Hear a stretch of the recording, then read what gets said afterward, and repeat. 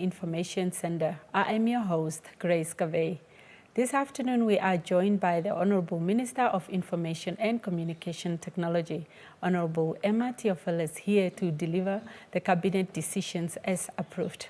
Honorable Minister, welcome and good afternoon. Good afternoon, Grace. Thank you very much for welcoming me to the GIC. This afternoon, I'll be delivering the cabinet decisions issued at the 5th and 6th cabinet meetings held between the 3rd and the 10th of March 2026 and as chaired by Her Excellency, the President, Dr. Netumbo Nandi Ndaitwah. The first cabinet decision is the deployment of the National Youth Service trainees on voluntary service. Cabinet approved the deployment of the NYS recruits into various offices, ministries and agencies and regional councils to undertake voluntary service for a period of 3 months from the 1st of March 2026 to the 31st of May 2026 and directed these OMAS and regional councils and local authorities as well as the public enterprises to avail deployment opportunities to the recruits of the NYS. Additionally, Cabinet directed the Ministry of Education, Innovation, Youth, Sports, Arts and Culture, MESAC, to consult and provide OMAS with a database of the NYS graduates or recruits to facilitate their deployment.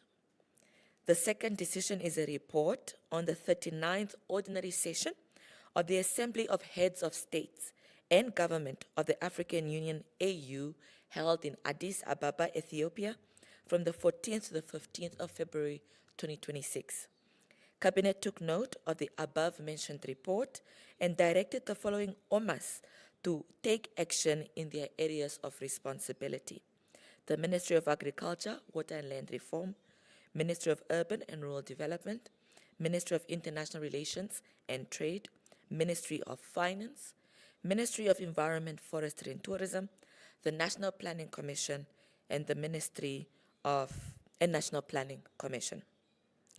The third cabinet decision is the signing of the protocol between the General Administration of Customs of the People's Republic of China and the Ministry of Agriculture, Fisheries, Water and Land Reform on the inspection, quarantine, and sanitary requirements for wild aquatic products to be exported from the Republic of Namibia to the People's Republic of China.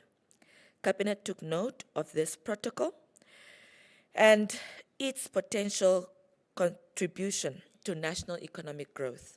Cabinet approved for the protocol on inspection, quarantine, and sanitary requirements for wild aquatic products to be exported to China and authorized the Minister of Agriculture, Fisheries, Water and Land Reform to sign the approved protocol with the General Administration of Customs of the People's Republic of China through established diplomatic channels at the earliest opportunity.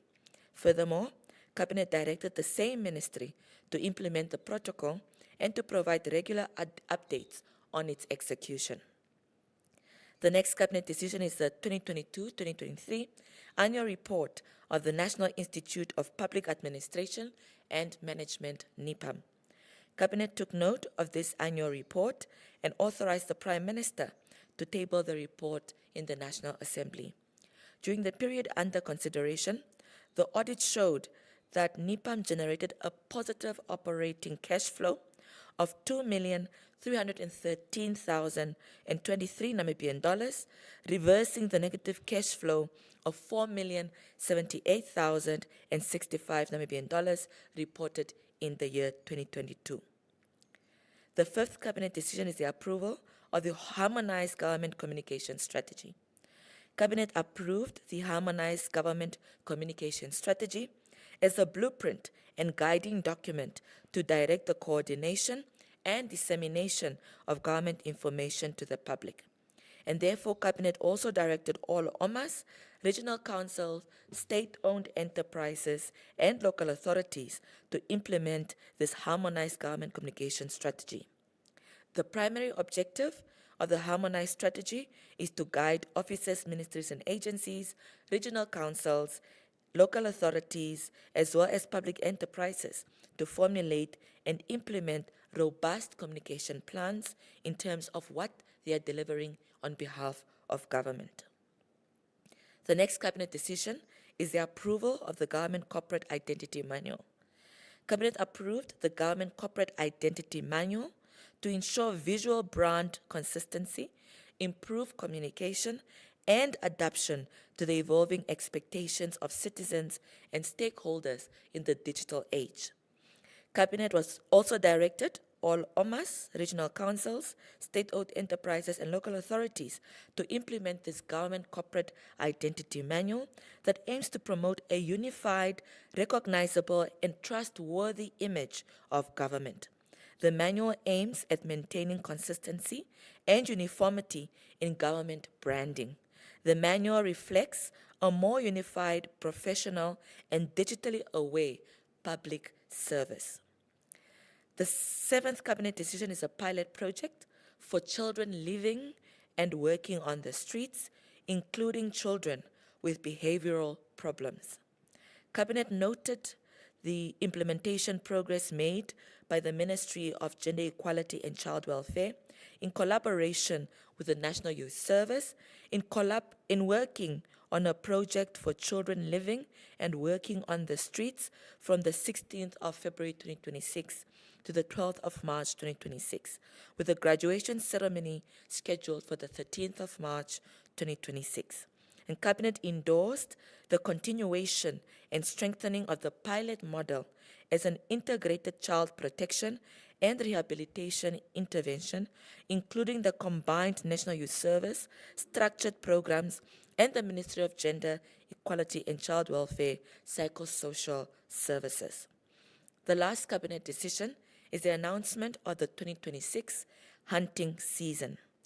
Cabinet approved the announcement of the 2026 hunting season by the Minister of Environment, Forestry and Tourism in terms of Section 25 of the Nature Conservation Ordinance of 1975, Ordinance number 4 of 1975 as amended and as follows.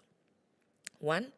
Huntable game as described in Annexure A and mentioned in Schedule 5 to the said ordinance, which may be hunted by virtue of a permit granted under Section 3 of the ordinance, are as follows: oryx, kudu, springbok, and warthog.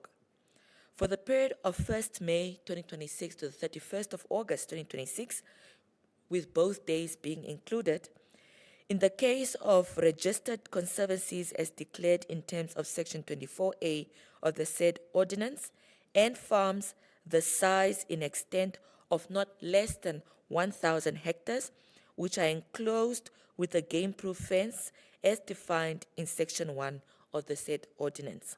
Second, the period 1st June 2026 to 31st July, both days included as well, in the case of farms, the size in extent of not less than 1,000 hectares, which are enclosed with an adequate fence as defined in Section 1 of the said ordinance.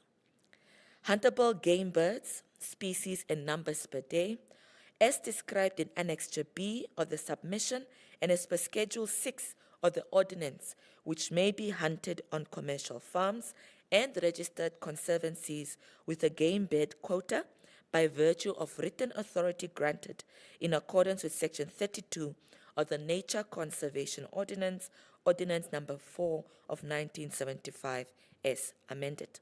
This concludes the Cabinet briefing of all the decisions taken and to be announced to the public of the 5th and 6th Cabinet meetings held on the 3rd and the 10th of March 2026. I hand over back to you, Grace. Honourable Minister, thank you for the Cabinet decisions briefings. Thank you for having me. Viewers and listeners, that is all we had for you here at the Government Information Center. From us, it's goodbye.